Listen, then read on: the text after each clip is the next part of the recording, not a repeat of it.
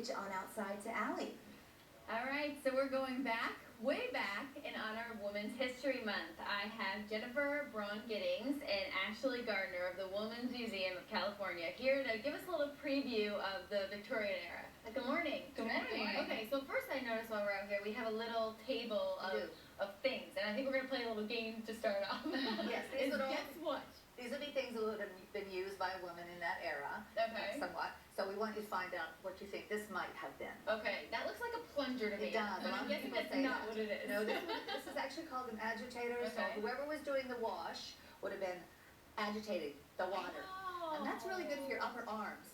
I always think of that thing where they're like going like that against That the grate, too. but that's But this is more modern. Look, you get a more action. That is very nice. cool. Okay, what about this? This looks like a cheese grater. It does indeed, but it is indeed a toaster. So your bread would get laid over here, and anybody who does any camping knows that these still work. So they'd go over the coals, and the bread there, and you turn it around, and this held them in, and voila, toast. Very, very cool. Toast, toast. Okay, let's see. Let me do one more. This looks like an egg beater. It is. You're very good. Scrambled eggs, scrambled eggs. It was the mechanical era. The Industrial Revolution brought mechanics to women, and they felt wonderful because all of a sudden they had help doing things, all prior to electricity, which is the key point in the change for women in that era. That's great. It's so cool that I was just sitting here talking to you earlier about how it's cool to hear about women's history and how it relates to me and women in general. And so the event that you're doing, it's called What Was Victoria's Secret, correct? Yes, and that's an event for the play in the next room at the San Diego Rep. And the event is this evening. It's at 6 o'clock, and it's open to the public. And what we're really doing is we're talking about a woman's place in Victorian society, and also how that is related to the clothing that they had available to wear.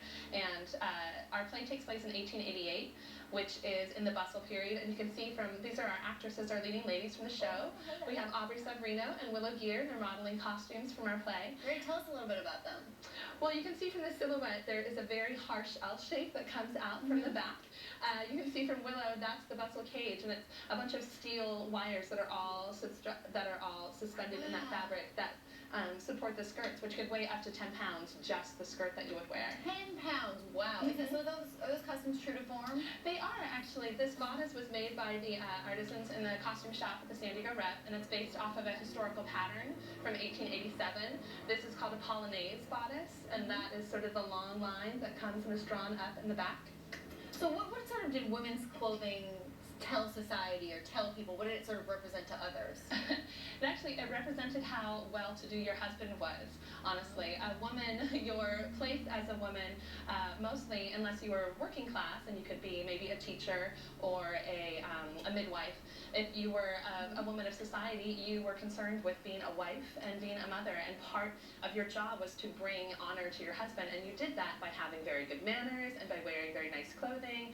And whereas, you got dressed this morning and you'll wear that all day, they would change up to 6 times a day. Wow. Because the clothing was very regulated what you could wear for where you were going and what time of day it was. Wow. So the time of day would dictate how low the neckline was, how long the sleeve was. So women could be criticized if her neckline was too low. Absolutely. That was actually a big pastime of women. They would, one of your social occasions was to go out on a promenade and be seen in your outfit and also critique the other women walking by. Wow. Well, thank you so much for all this really great information. So the event is actually What is Victoria's Secret tonight at 6 p.m. at the Lyceum Theater in Hortons Plaza.